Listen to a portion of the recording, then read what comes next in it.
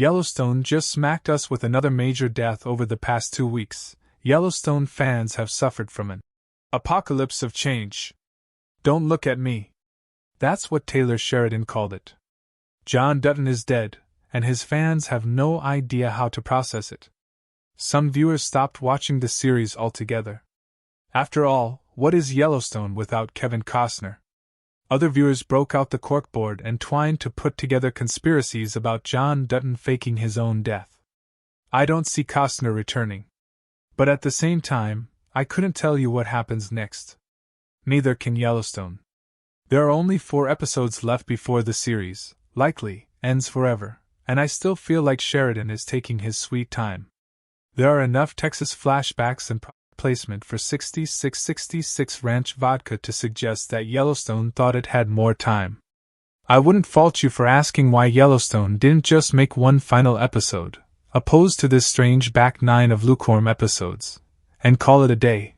Interestingly, this week's episode backtracks to show the actual assassination squad working to stage John Dutton's murder.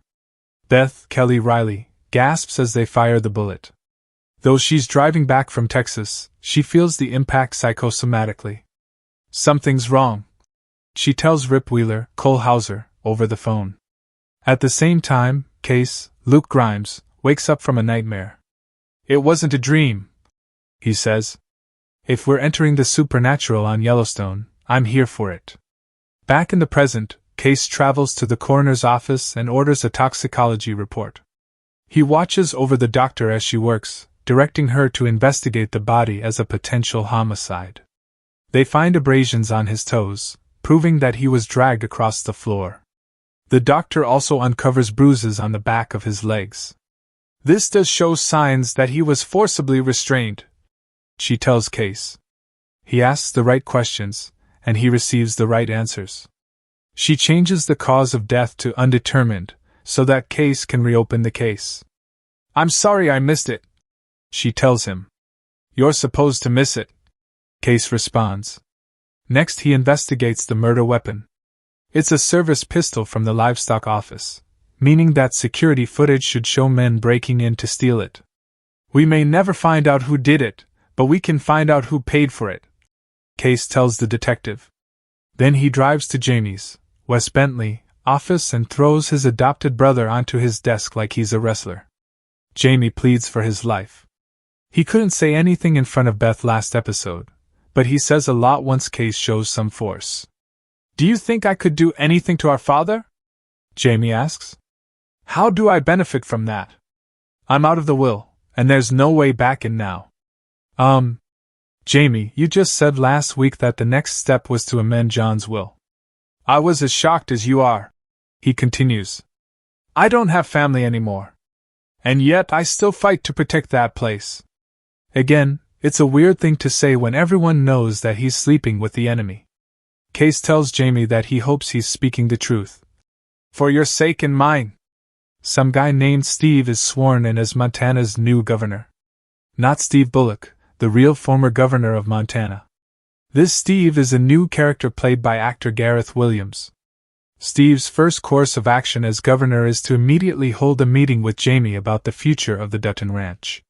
This is somehow the most important task at hand for Montana's executive branch, and I wouldn't expect that to change just because John Dutton is dead. My siblings will never sell, Jamie says. If we want it, we have to take it. Later in the episode, Steve holds his first assembly. He announces that he's siding with market equities and undoing all the work that John did to protect the ranch from the evil corporation's airport plans. He also recuses Jamie from any business involving his father. That means Jamie can't touch his father's will while the investigation remains ongoing. Even worse, Steve will take his place in meetings for the airport with market equities. We either sell the land or we lose it, Beth tells Case after the announcement. He left us with no other option. Thomas Rainwater, Gil Birmingham, arrives on the Dutton Ranch.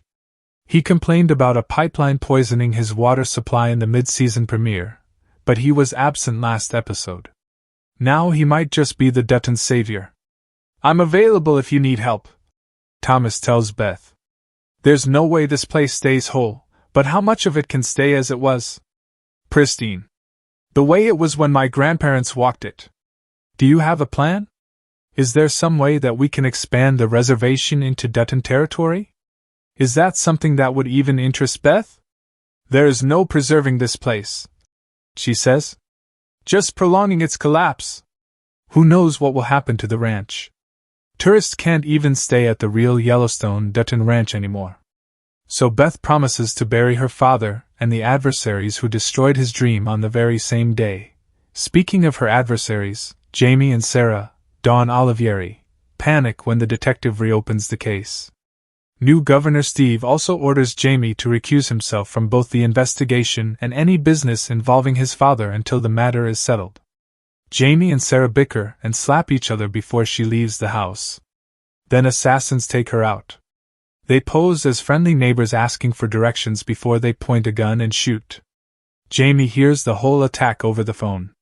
Now that the investigation is back open, it seems as if our paid mercenaries are covering their tracks. Sarah Atwood is dead, and by the hand of even more nameless hitmen. Maybe Sheridan jumbled up his shows and forgot this wasn't Leanna's. Hopefully we'll see Beth versus Jamie by the end of all this madness.